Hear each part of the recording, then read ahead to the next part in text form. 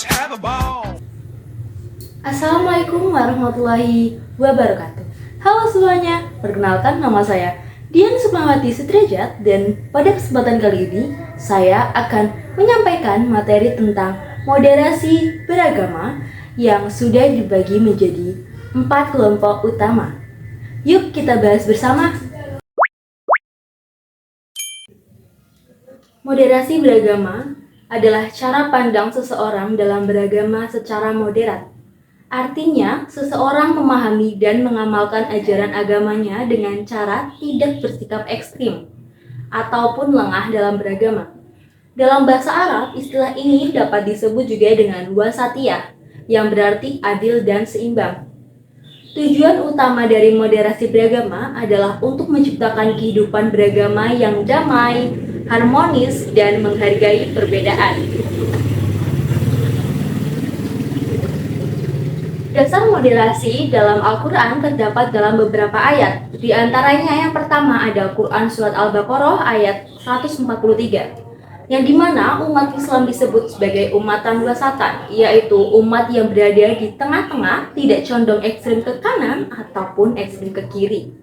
Lalu yang kedua ada Quran Surat Luqman ayat 119, ayat ini menekankan pentingnya keadilan dan keseimbangan dalam hidup.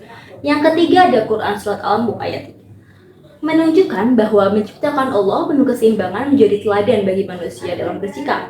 Yang keempat ada Quran Surat Asy-Syams ayat 17, menggambarkan dua jalan kehidupan baik dan buruk dan pentingnya memilih jalan tengah. Lalu yang kelima ada Quran Surat Al-Qasas ayat 77, memerintahkan kita untuk mencari kebahagiaan akhirat tanpa melupakan bagian kita di dunia. Dan yang selanjutnya ada dasar moderasi dalam hadis. Yang pertama ada hadis riwayat Bukhari, janganlah engkau berlebihan dalam beragama. Yang kedua ada hadis riwayat Ahmad Baihaqi dan Al-Hakim, hendaklah kamu mengikuti petunjuk dengan pertengahan. Yang ketiga ada hadis riwayat Muslim, aku dapati sholat dan khutbah Nabi itu dalam pertengahan, dan binasalah orang-orang yang melampaui batas. Lalu, konsep aktualisasi Islam moderat dapat diterapkan dalam berbagai bidang. Yang pertama, pada bidang akidah, mempercayai Allah dengan lurus dan tidak terjebak dalam takfir. Yang kedua ada manhaj, berpikir rasional dan seimbang, tidak mudah menghakimi satu sama lain.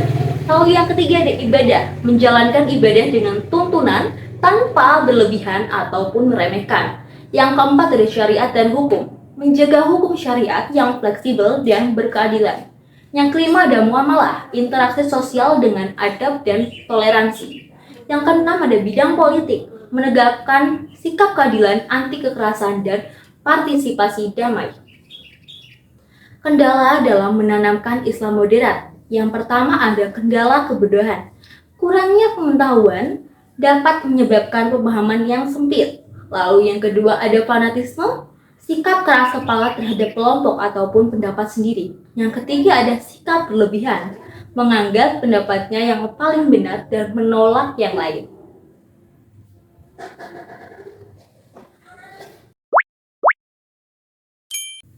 Islam hadir sebagai jalan tengah antara dua ideologi ekstrim, yaitu yang pertama ada Persia dan Romawi. Yang Persia terlalu menekankan spiritualitas, dan yang Romawi terlalu menekankan aspek material dunia. Adapun ciri-ciri moderasi Islam, yang pertama ada bersikap adil dan tidak ekstrim tentunya. Yang kedua adalah mampu memahami perbedaan dan realitas sosial.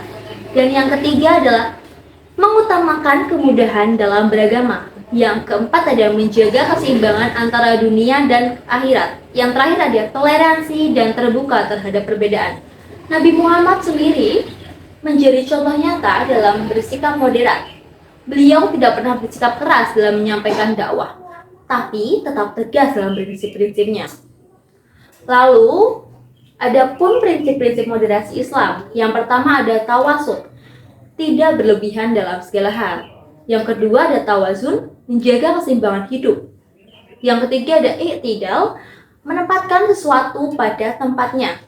Lalu ada tasamu, toleransi terhadap perbedaan. Yang kelima ada musyawarah, kesetaraan antara manusia. Dan yang keenam ada musyawarah dalam mengambil keputusan. Dan 7, islah, melakukan reformasi dan perbaikan. 8, aulawiyah, mendahulukan yang lebih penting. 9, tawawur wa ibtikar, bersikap dinamis dan inovatif dalam menghadapi zaman. Ke-10 ada tawazur, menjunjung tinggi nilai peradaban. Dan 11, wasatiyah wa tanah, menerima eksistensi negara dan menjadi warga yang baik.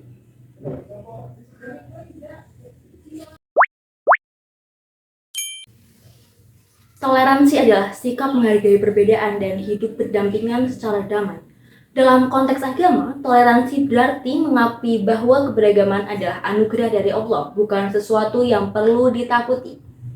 3 pilar utama dalam moderasi beragama, yaitu yang pertama ada anti kekerasan, menolak segala bentuk kekerasan atas nama agama. Lalu yang kedua ada komitmen kebangsaan, setia pada Pancasila dan NKRI. Dan yang ketiga, menerima tradisi lokal dengan cara menghargai budaya lokal selama itu tidak bertentangan dengan prinsip-prinsip agama. Kemudian peran Nahdlatul Ulama ataupun NU secara aktif menyebarkan nilai-nilai toleransi melalui pendidikan, dakwah, dan kebijakannya. NU juga mendukung Pancasila dan menjaga keutuhan NKRI.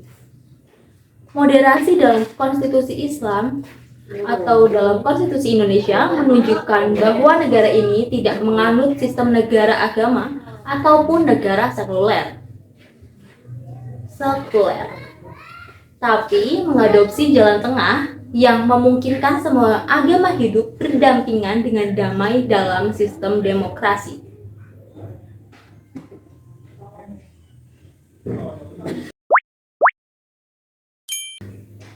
Ekstremisme atau hulu adalah sikap berlebih-lebihan dalam memahami dan mengamalkan ajaran agama hingga melewati batas. Adapun macam-macam ekstremisme, yang pertama dalam akidah teman-teman. Dalam akidah ini menganggap hanya dirinya yang benar dan orang lain itu sesat. Dan yang kedua ada dalam praktik agama, ibadah dilakukan dengan cara-cara ekstrim, seperti menyimpang dari tuntunan Nabi Muhammad. Dan selanjutnya ada ciri-ciri kelompok ekstremisme. Yang pertama ada fanatik pada kelompoknya sendiri. Yang kedua ada berprasangka buruk pada yang berbeda pandangan. Yang ketiga ada mempersulit orang lain dalam beragama. Dan yang keempat, suka mengkafirkan orang lain. Dan selanjutnya ada faktor penyebab ekstremisme, teman-teman. Yang pertama ada metodologi ilmiah yang salah. Metodologi ilmiah yang salah dapat menafsirkan agama secara sempit. Dan yang kedua ada kelemahan pendidikan. Kurangnya pemahaman agama secara menyeluruh juga dapat masuk ke dalam faktor. Lalu yang ketiga ada faktor sosial, ekonomi, dan politik. Kemiskinan dan ketidakadilan dapat memicu radikalisme. Dan bentuk-bentuk ekstremisme yang pertama itu dapat lewat ucapan seperti makian, fitnah, atau menyebar kebencian. Dan yang kedua ada lewat tindakan, dapat berupa aksi kekerasan atas nama agama. Kemudian yang ketiga ada dalam hati dan perasaan, membenci orang yang berbeda keyakinan secara mendalam. Dari keempat materi tadi kita bisa simpulkan bahwa moderasi beragama bukan hanya sebuah sikap, tapi juga menjadi jalan hidup dalam Islam. Moderasi juga membantu kita menjaga keseimbangan antara agama dan kehidupan sosial, menjauhi ekstremisme, dan dapat membangun masyarakat yang lebih toleran, damai, dan adil. Terima kasih sudah menyimak video saya, semoga bermanfaat dan dapat dipahami dengan baik. Wassalamualaikum warahmatullahi wabarakatuh.